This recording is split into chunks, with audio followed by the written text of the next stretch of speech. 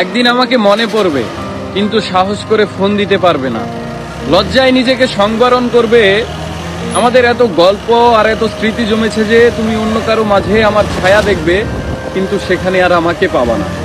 একটা আক্ষেপ জন্ম নিবে তোমার ভিতরে। রাত গভীর হলে আমার ফেসবুক ওয়াল ঘুরতে মন চাইবে তোমার। হয়তো সব বাধা ভেঙে মনের সাথে যুদ্ধ করে হলেও আমার প্রতিটি পোস্ট দেখবে, হাসবে, রাগ করবে, কিন্তু আমাকে সেই অনুভূতি বলতে পারবে না। এর চেয়ে আর বড় কষ্টের কি হতে পারে বলো?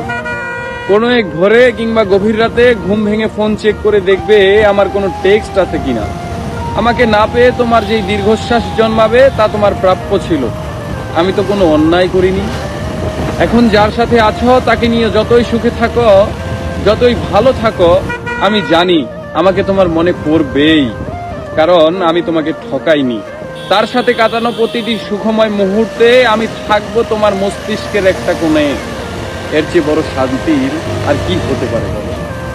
আমাকে কষ্ট দেওয়ার প্রতিটি পাপ তোমাকে ঘিরে ধরবে। একদিন তুমি অসুখী হবে, একদিন তোমারও আমার জন্য কাঁদতে মন চাইবে, কিন্তু চোখের পানি আর আসবে না। এক শীতে সমুদ্রে স্নান করতে যাবে, সাথে প্রিয় মানুষটা থাকবে, অথচ সেখানে আমার থাকার কথা ছিল। এক জ্যোৎস্নার রাতে আকাশ দেখে তোমার চোখের কোণায় পানি জমবে। এত সুন্দর রূপালী জ্যোৎস্না আমাকে ছাড়া দেখবে, আর কষ্ট তোমাকে জাপটে ধরবে না। এটা হয় বলো? একদিন আমাকে দেখার জন্য আকুল হবে, রাস্তায় খুঁজবে, পাবে না। সেদিন আঘাত লাগবে, সেদিন বুঝবে কি